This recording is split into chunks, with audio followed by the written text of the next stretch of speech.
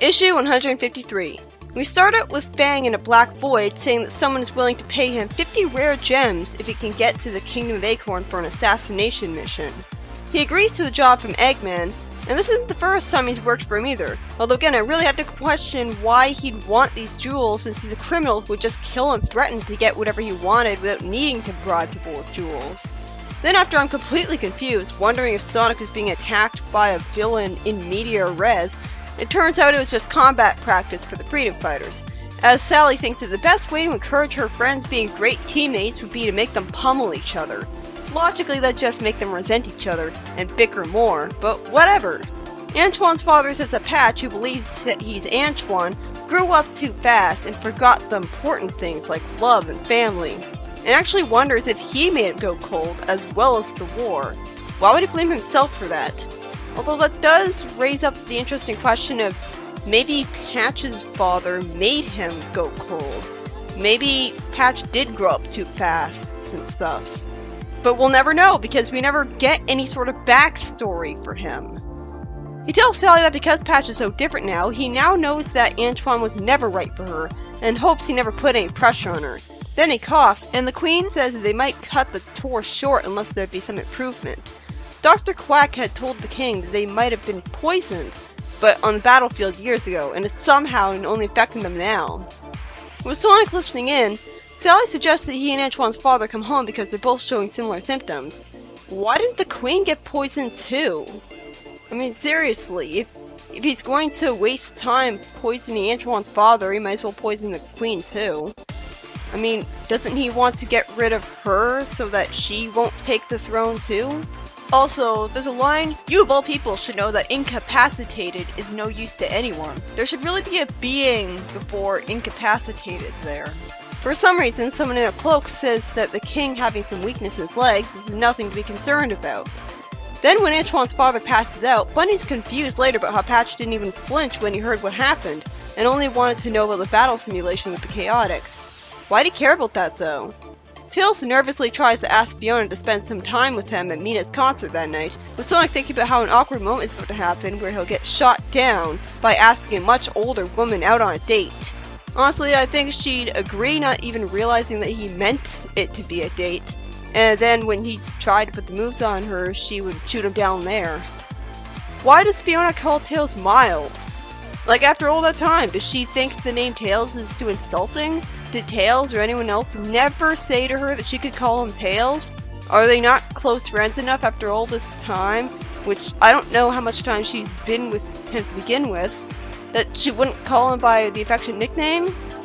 Trying to make sure that Tails wouldn't get embarrassed, Sonic decides to suggest to his friends all going to see Mina's concert together. Tails agrees, no problem, and then Sonic tells Fiona that Tails had a lot of respect for her for some reason. That's not respect, that's I think she's pretty. Fiona confuses the hell out of me by saying, "Respect? You should have thought of that before." She doesn't know that Tails likes her, so why's she talking as if she knows that by respect he means love? Like, you should have thought of that before flirting with me. Why would she say that if she didn't know? And a text box says that Scourge had tried to make a move on Fiona in issue 150. So why the hell didn't we get to see that?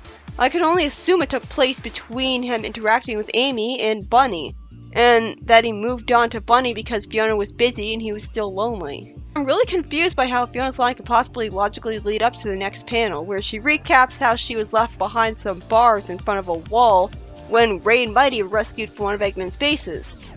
Wait, she's talking about a lot earlier when Sonic didn't save her. And now I'm confused because she said Ray had been rescued from one of the bases, but he hadn't. I'm really confused here because unless it's a retcon, what happened was that Fiona was taken onto an airship by Eggman after Ray was lost to the void, and so there's no possible way Fiona could have been tracked down, since nobody knew where she was. Fiona explains that she blames Sonic for a really long time, but when he nearly sacrificed his life to save the world, she had a harder time believing that he would leave her there on purpose. I guess she thought he'd leave her there on purpose because it was too risky a venture and he was lazy. Again, I can only assume that her parents ditched her and a lot of other people did too, because unless she had deep-seated abandonment issues already, I couldn't understand why she'd be paranoid enough to assume Sonic left her behind on purpose. especially when he had no way of knowing where she was. And then she says out of nowhere once again that sometimes Sonic is so selfish. Where'd this come from? This would make sense if she was chastising him for what she thought was Sonic trying to kiss her because Tails likes her. But she doesn't know that he likes her because she asked him later, "I'd like to know why you're acting so strange."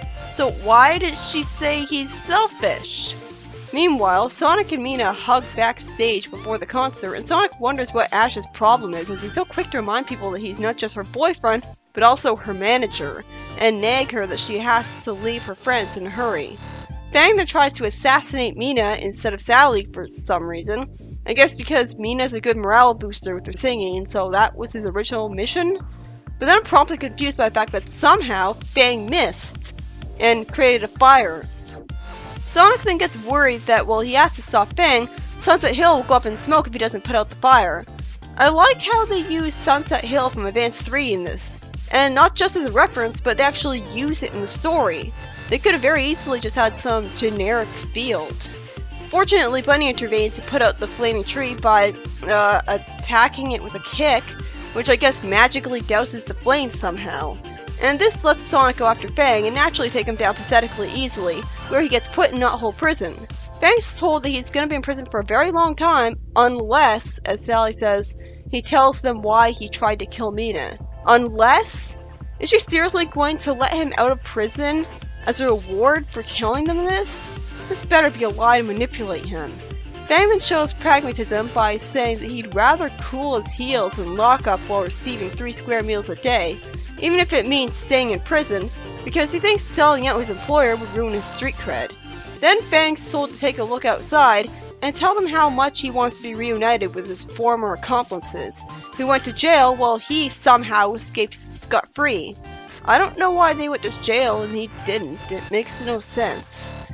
For some reason, Sonic thinks he's lying when he tells them who put him up to it, and at first I thought Eggman was listening in on him, but it turns out it was just a flashback panel telling us that Eggman hated Mina singing. Why? And why'd he turn on the radio in the first place? I guess this Robotnik doesn't hate all music, which makes more sense. So because he hates pop music, like that of Mina's, he outlawed all Mina-related memorabilia in his territories and jammed the airwaves so nobody could listen to her music, all because he personally doesn't like her singing. But he still couldn't get her catchy singing out of his head. Makes sense since pop music is literally programmed to be catchy. That's why he hired Fang to silence Mina once and for all. But that wouldn't get out of his head either. Sally tells Ash on the throne that since Mina's life is in danger, she wants the Freedom Fighters to replace her security detail, with Sonic serving as her personal bodyguard for the remainder of the concert. What security detail? What detail? What does she mean by that? Shouldn't she have said, like, security forces or bodyguards? I kind of laughed at Sonic's response to Ash's idiotically saying, what can he do that our regular bodyguards can't? And instead of listing off that he can move at the speed of sound, spin dash, create tornadoes and stuff, Sonic simply says, keep her breathing? Then Sonic snarkily acts as if he just now got a feeling that Ash doesn't like him too much, and Eggman's plan B is to rebuild Heavy and Bomb. Wait, are they the same people as the ones who did nothing in Jeffrey's Elites, or are they entirely new robots? What's the point of him making them look the same? Laziness? Really, it's just, like, this is an example of an empty nostalgic reference. There's no reason for them to look like Heavy and Bomb, they just are. So that's the end of the issue. Well, there's an extremely pointless backup story by Romy Chacon, but it's just Rosie telling some kids a stupid story about Sally as a pirate. There's nothing to say other than it just wastes comic space. I at least like that the kids are all smarter than Rosie. As one points out the plot hole asking what happens to Kintobor when the story supposedly ended happily ever after, one of them doesn't understand the character's individual motivations, and another kid naturally questions how the story Sonic and Sally could fall in love that fast. When the kids start discussing what they could do to improve the story, Rosie just says everyone's a critic, which annoys me as it makes me think that the writers are insulting the audience for critiquing their work in any way. For the actual issue, written by Carl Bollers, Fang is hired by Eggman to try to assassinate Mina, and then after he somehow misses her, and Bunny somehow puts out the fire by kicking it, Fang is talked into revealing why Eggman hired him because it turned out that somehow he had escaped scot-free last time while his weasel friends all got in jail. And now they hate him, because they're jealous, I guess.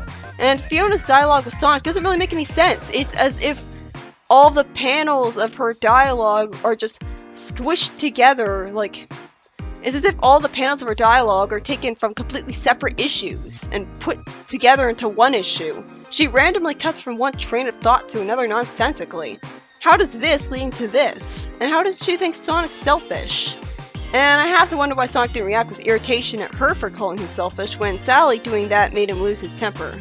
At the very least, it was much more engaging to me than the previous issue, which was just boring characters talking. The art's better than certain recent issues I hated, which helped for the appeal.